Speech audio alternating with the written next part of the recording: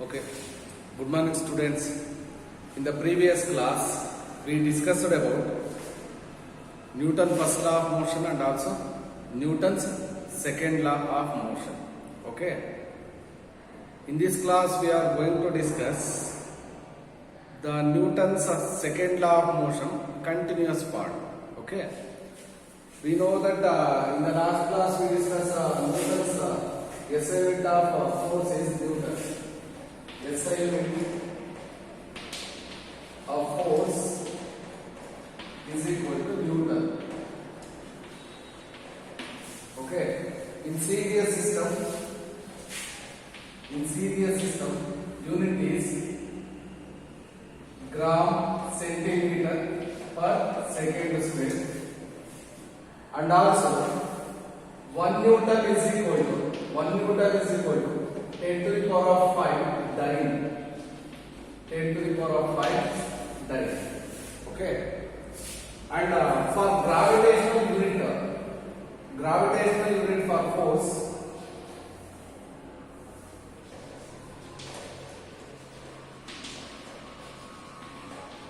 gravitational unit for force is equal to kg weight or kilogram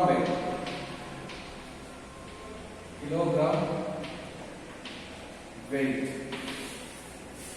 This is the gravitational unit of force. Okay. We know that according to Newton's second law of motion, the rate of change of momentum is directly proportional to what? Applied force and takes place in the direction of force. And this can be written as F is equal to K is equal to 1, F is equal to M into d by dt of M into B. D by dt of M into B. Okay.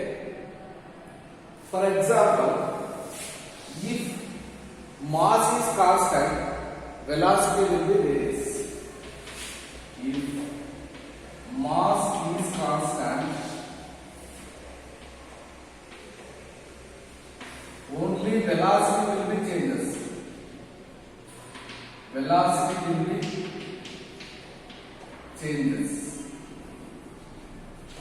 Okay. Mass will be constant, velocity will be changes. Therefore, the force is given by F is equal to dB divided by dt. dB divided by dt is the rate of change of momentum. Therefore, F is equal to d by dt of M into B. Mass is constant, take outside from the derivative. F is equal to M into dV divided by dt. If M is constant, velocity will be changes. Therefore, F is equal to M into dV divided by dt. Similarly, if velocity is constant, but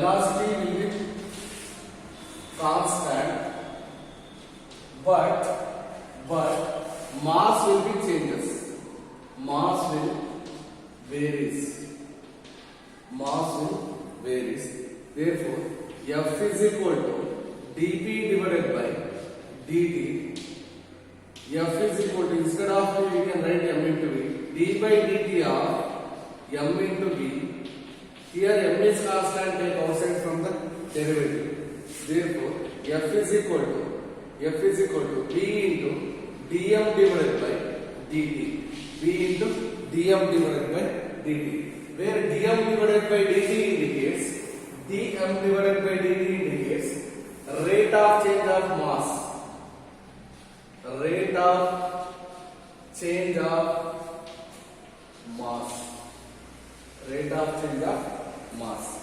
Similarly, if velocity is not constant, mass is also not constant.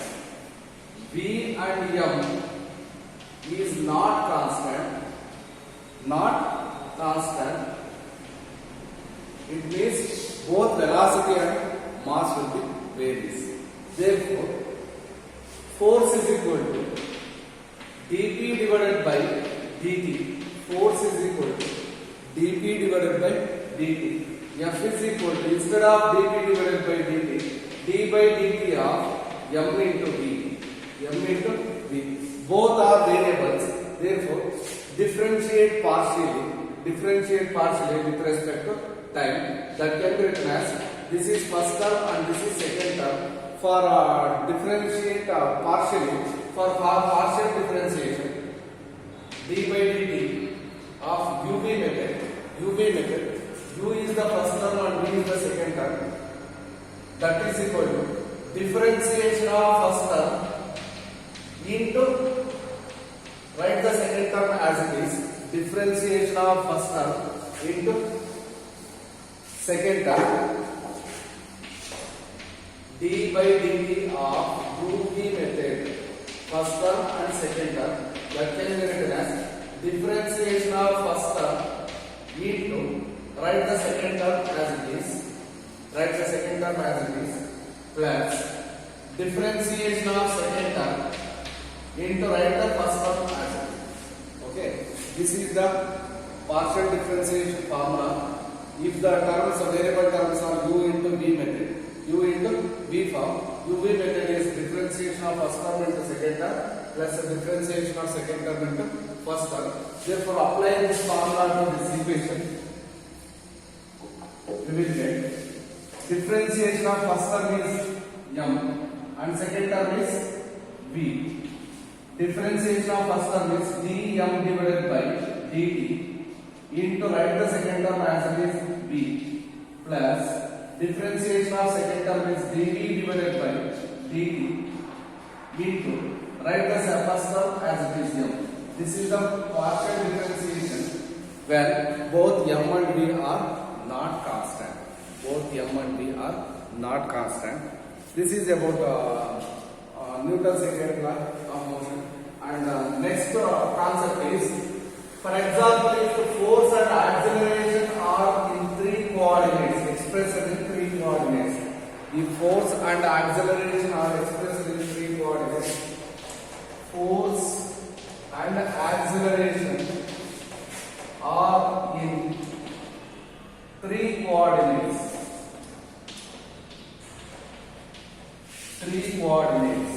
Therefore, force can be written as F is equal to Fx I cap plus Fy j cap plus Fz k cap. Okay. Force can be written as F is equal to Fx I cap plus Fy j cap plus Fz k cap. Force and acceleration are in three coordinates. Therefore, here Fx can be written as Fx is equal to m into mass of the body is constant, m into ax. Similarly, Fy is equal to m into ay. Similarly, Fz is equal to m into az.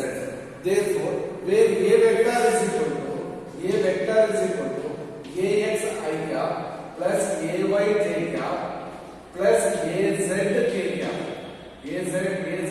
k cap. Acceleration force is equal to Fx I cap, Fy j cap and Fz k cap. Acceleration is equal to ax I cap, ay j cap and az k cap. Therefore, Fx can be written as, force along x-axis can be written as m into ax, along y-axis m into ay, along z-axis m into az.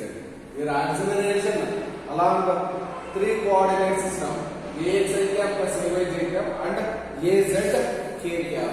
Therefore, where force is written, force can be written without direction. Force can be written without direction. Force can be written without direction. without direction. For example, force between similar charges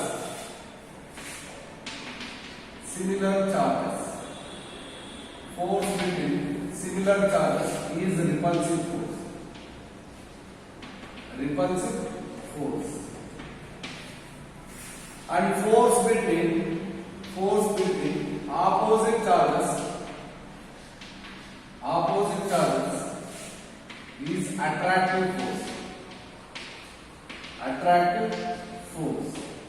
Here the force is positive and here the force is negative. Force is positive for similar charges, that is repulsive. Force is negative for attractive.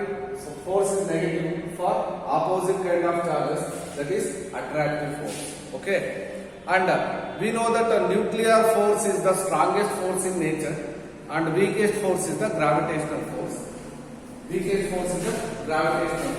Therefore, F nuclear is greater than F electromagnetic and it is greater than F gravitational. Therefore, the relation between these two, F electromagnetic and F gravitational force, Fe divided by Fg, the ratios of force between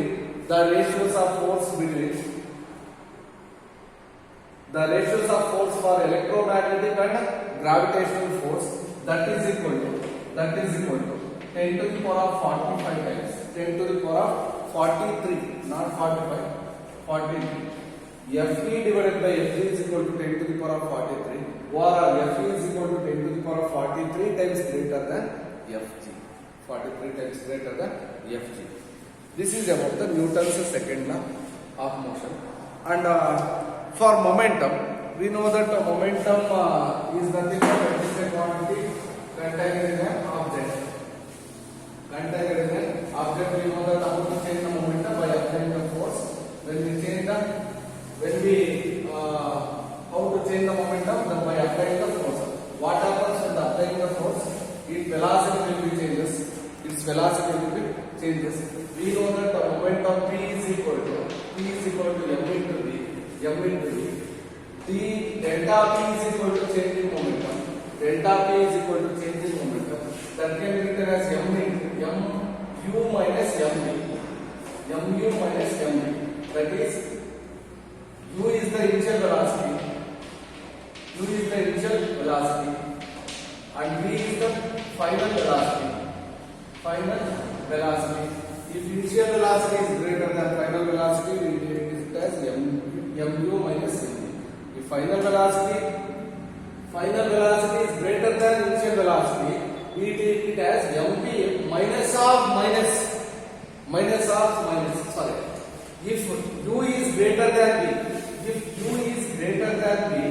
initial velocity is greater than v, change in momentum is equal to delta p divided by delta p is equal to mu minus mv. Rate of change of momentum can be written as delta p divided by delta t is equal to m is constant right outside, u minus v divided by therefore m into u minus v divided by t is the rate of change of momentum of the body. Okay. For example, if the ball is strikes on the horizontal surface with a velocity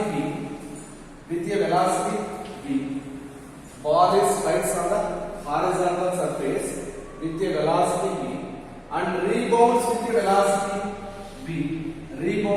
velocity v. Therefore, change in momentum can be written as delta p is equal to m is the mass of the body, initial velocity minus final velocity. Initial velocity is v minus final velocity, because the direction of velocity is in upward direction, that is final velocity direction is in upward direction and initial velocity is in downward direction. Therefore, we take as v, initial velocity v is positive and final velocity v is negative. Therefore, delta p is equal to m into v minus of minus v that is equal to delta P is equal to 2 into mv. 2 into mv. When a ball strikes the horizontal surface with a velocity v and rebounds with a velocity v, therefore delta P is equal to 2 into mv. Similarly, when a ball strikes the horizontal surface, with a velocity u and rebounds with velocity v, what is the change in momentum? Therefore, delta P is equal to m is constant, take outside, change in velocity is u minus v. Therefore, delta P is equal to m into u minus is plus into v. Therefore, m into u plus v is the change in momentum when the ball strikes the horizontal surface with initial velocity u and rebounds with some velocity v. Therefore, change in momentum is equal to delta P is equal to m into u plus v. Similarly, if the ball strikes the vertical wall perpendicularly, if the ball, this is the vertical wall, a ball strikes the vertical wall perpendicularly and with some velocity v and rebounds with velocity v, what is the change in momentum? Delta P is equal to 2 into m into v. Delta P is equal to 2 into m into v. Similarly, if the ball strikes the vertical wall with some angle theta, therefore its initial velocity is v and final velocity is also v. What is the change in momentum? Delta P is equal to 2 into m into v. Here it makes certain angle theta. Therefore, 2mv cos theta. 2mv cos theta. Delta P is equal to 2mv cos theta is the change in momentum when the ball strikes the vertical wall with some angle theta. Therefore, the change in momentum delta P is equal to 2mv cos theta. Similarly, a jet is liquid jet. A liquid jet striking the vertical wall normally. A liquid jet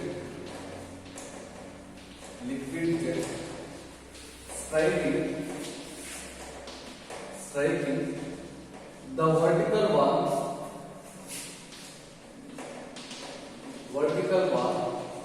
normally.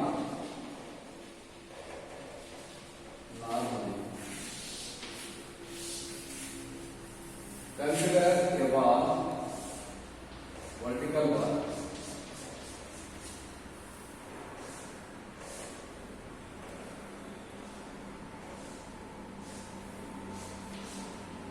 and this is a pipe.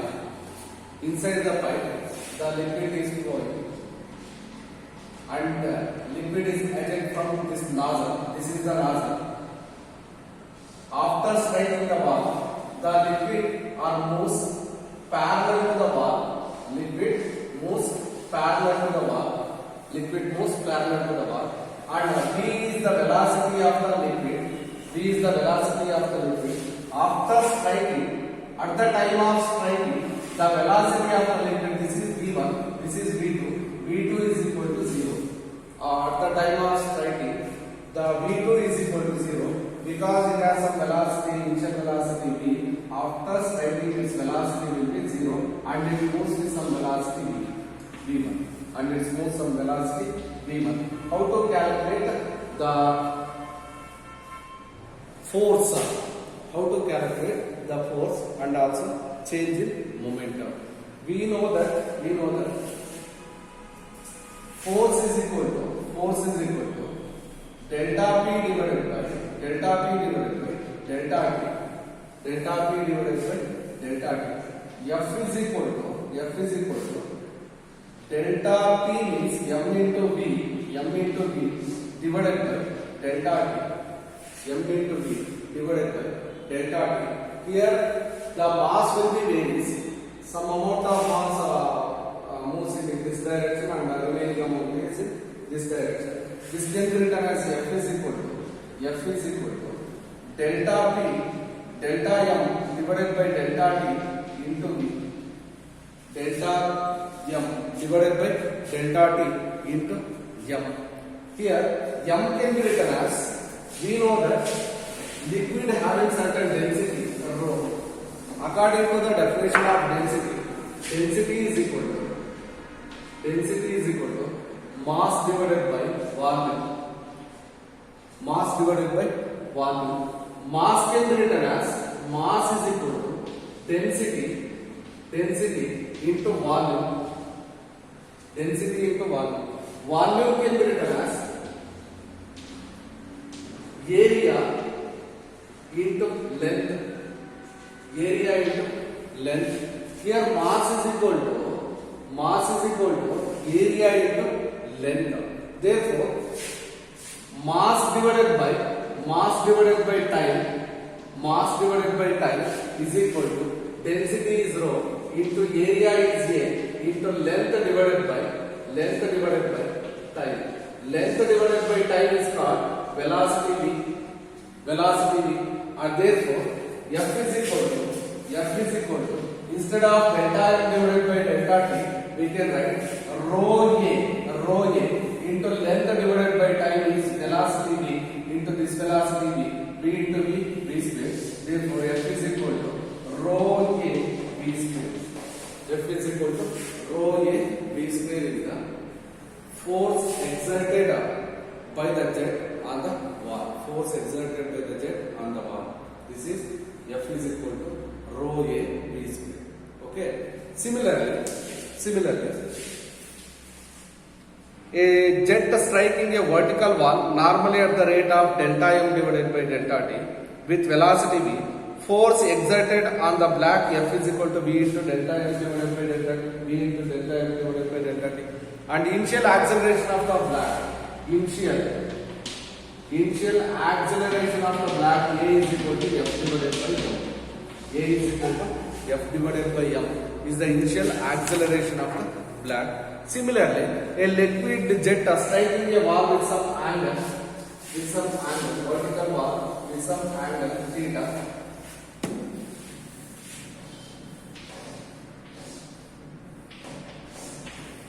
A liquid jet striking a vertical wall with some angle theta. Therefore, what is the force? How to calculate the force? Force is equal to, we know that the velocity component will be divides. Mass does not change. Mass will be changes. How the mass will be changes? Mass divided by time is equal to rho into A into V. And velocity component will be makes a certain angle theta. Therefore, V can be written as V cos theta. Therefore, F is equal to dP divided by dt. F is equal to dP divided by dt. That can be written as d by dt of m into v. V is a vector quantity. It makes some certain angle theta. Therefore, velocity component can be written as v cos theta. That can be written as d by dt of m into d by dt m into v cos theta. Therefore, we know that already dm divided by dt is equal to rho a into v. F is equal to change in momentum is 2v. Change in momentum because this is in one direction and this is in another direction after rebounds. Therefore, 2 times of d by dt of m into v cos theta. Therefore, 2 times of dm divided by dt into v cos theta. dm divided by dt already we calculated. F is equal to 2 into rho a v into v cos theta. V cos theta. V into V is V square. Therefore, F is equal to 2 rho A V square cos theta is the formula to calculate force. Formula to calculate force. Okay.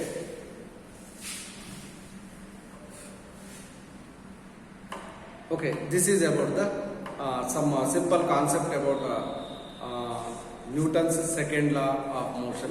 In the next class, we discuss impulse and impulsive force, and also Newton's third law of motion. Okay, thank you, students.